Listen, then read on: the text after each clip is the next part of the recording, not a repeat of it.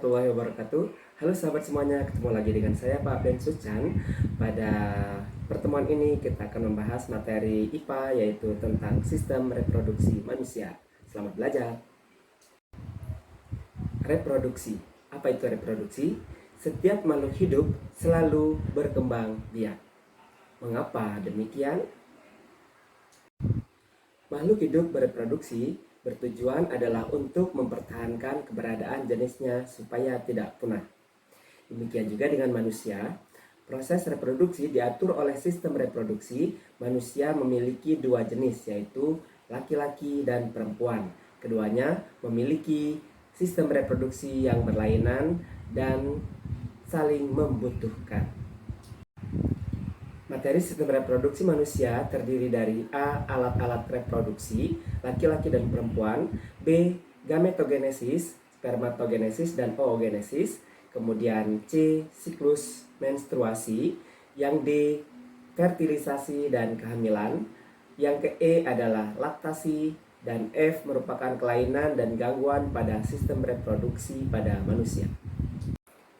Alat-alat reproduksi yang pertama adalah alat reproduksi pada laki-laki, terdiri dari sepasang testis, saluran-saluran kelamin, kelenjar-kelenjar tambahan, dan penis. Marilah kita pelajari satu persatu.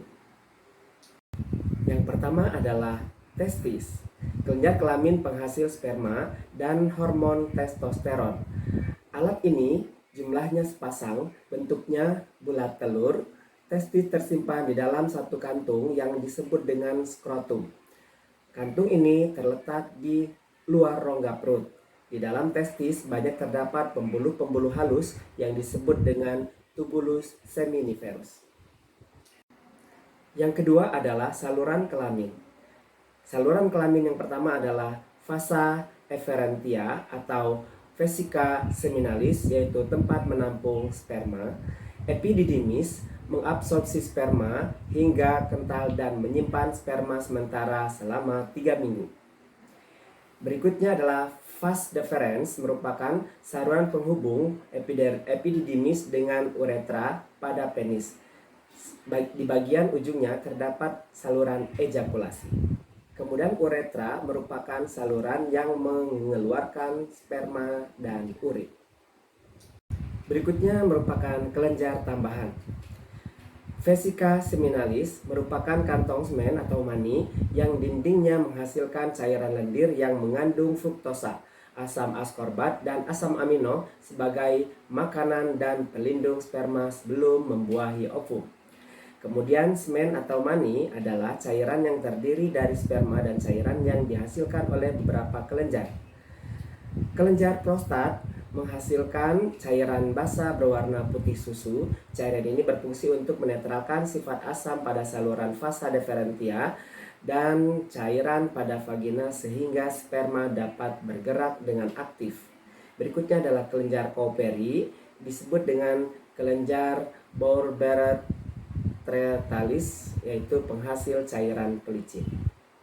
Berikutnya adalah penis, merupakan alat kelamin luar yang berfungsi untuk memasukkan sperma ke dalam tubuh wanita.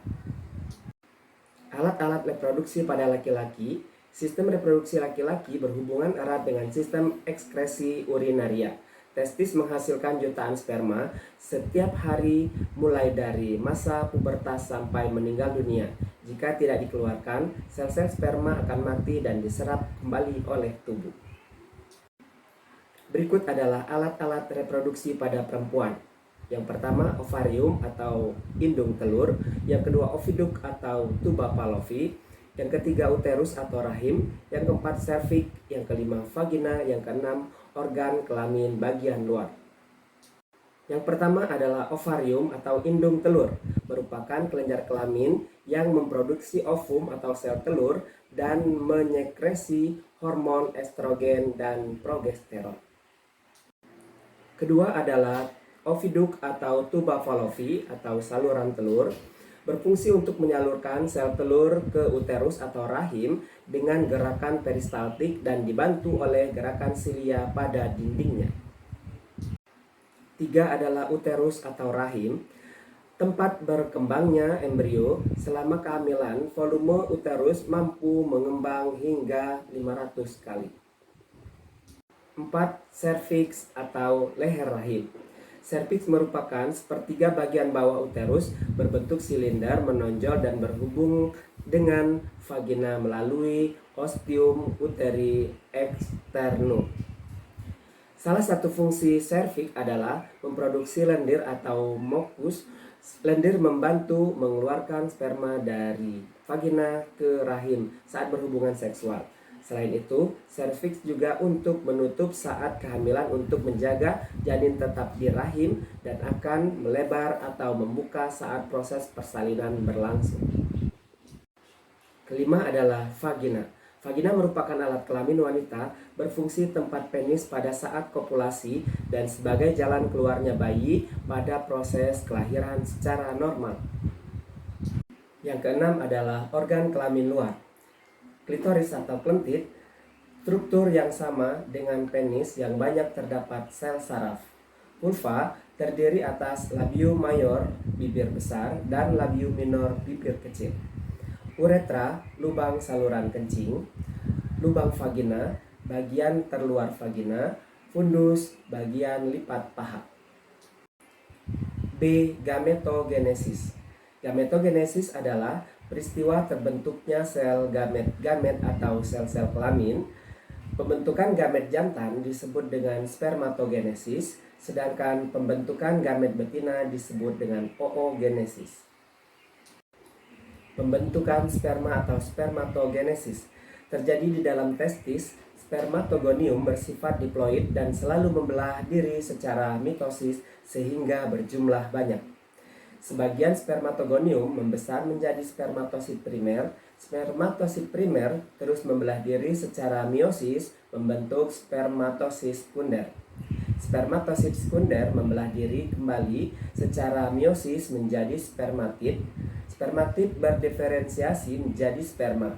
Tiap-tiap sperma memiliki jumlah kromosom setengah dari jumlah kromosom spermatogonium. Pembentukan ovum atau oogenesis.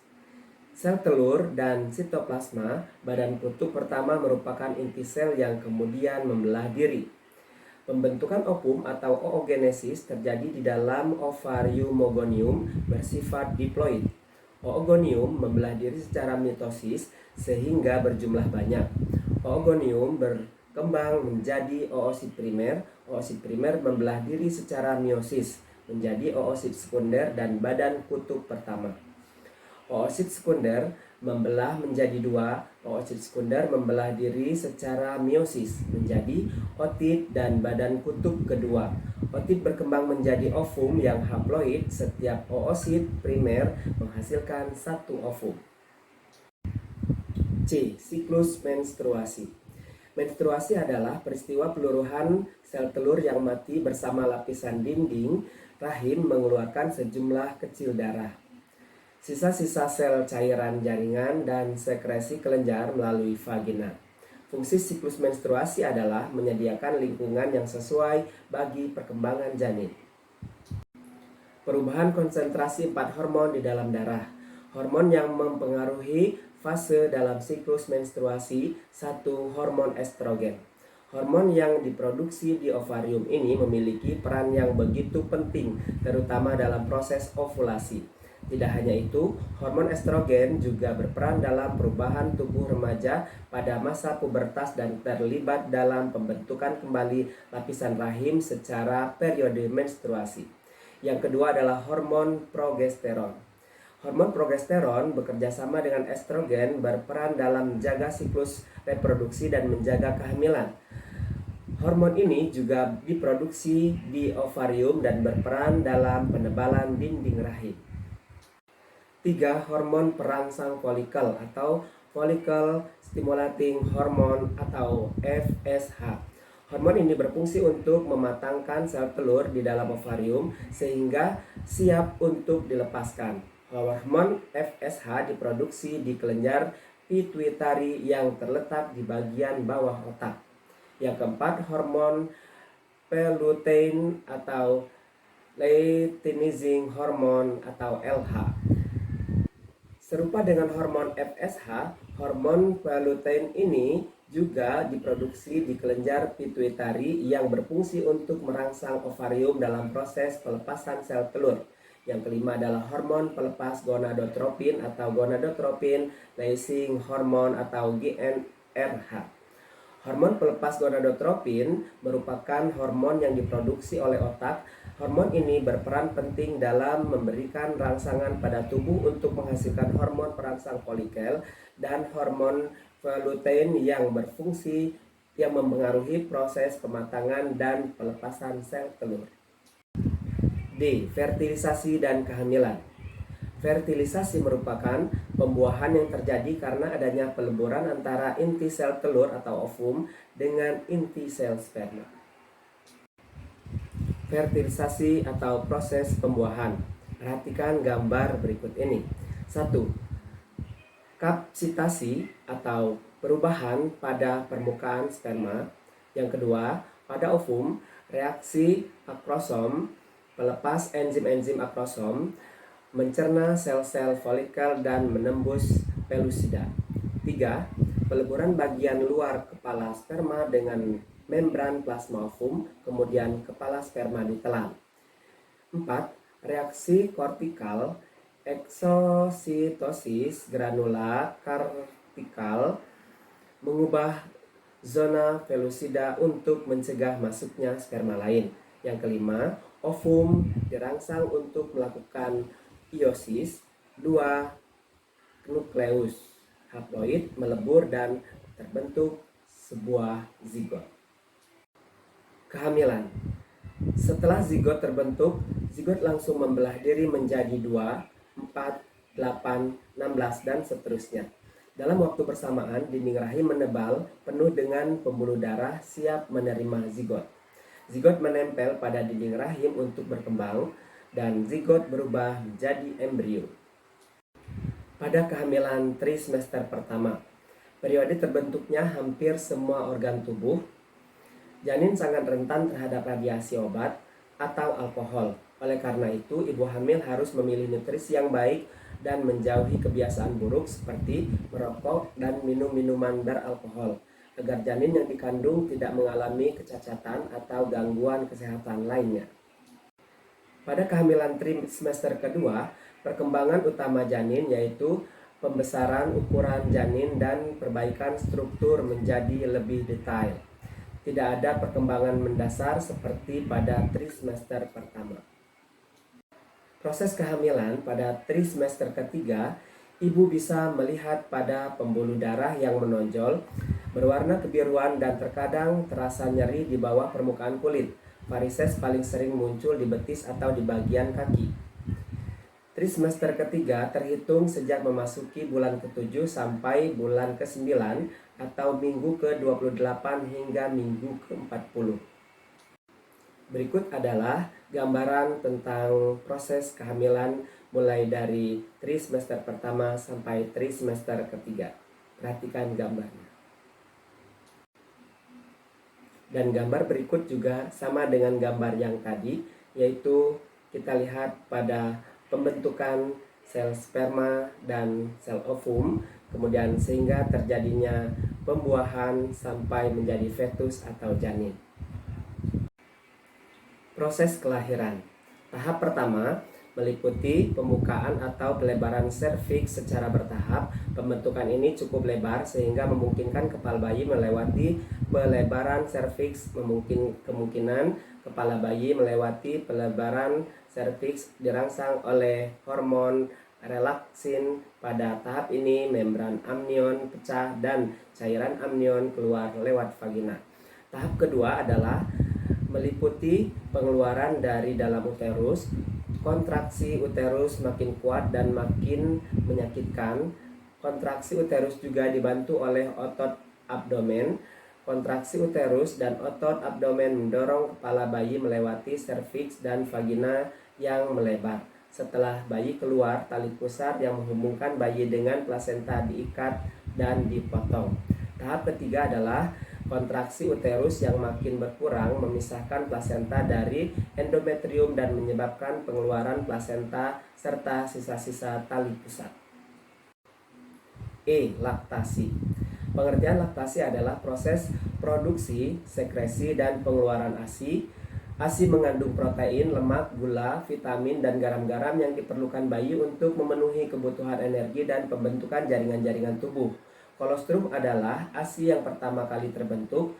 Kolostrum mengandung antibodi penting yang meningkatkan daya tahan tubuh bayi terhadap infeksi mikroorganisme. Manfaat ASI bagi ibu antara lain mengurangi pendarahan pasca melahirkan atau pencegahan anemia, memperkecil resiko kanker payudara dan kanker ovarium, dan menjarangkan kehamilan. Proses laktasi tidak terlepas dari pengaruh hormonal. Adapun hormon-hormon yang berperan adalah, yang pertama adalah progesteron, yang kedua estrogen, yang ketiga adalah follicle stimulating hormone atau FSH, berikutnya adalah luteinizing hormone atau LH, dan prolaktin. Selanjutnya ada hormon oksitosin, kemudian human placental lactogen atau HPL, dan pada bulan kelima dan keenam kehamilan, payudara siap memproduksi ASI. Namun ASI bisa juga diproduksi tanpa kehamilan. Baik sahabat semua, demikian saja untuk pembahasan materi pada sistem reproduksi manusia pada kesempatan ini. Mohon maaf kalau ada kesalahan dan kehilafan. Selamat belajar. Thanks for watching. Selanjutnya kita akan membahas tentang kelainan dan penyakit pada sistem reproduksi manusia. Terima kasih. Assalamualaikum warahmatullahi wabarakatuh.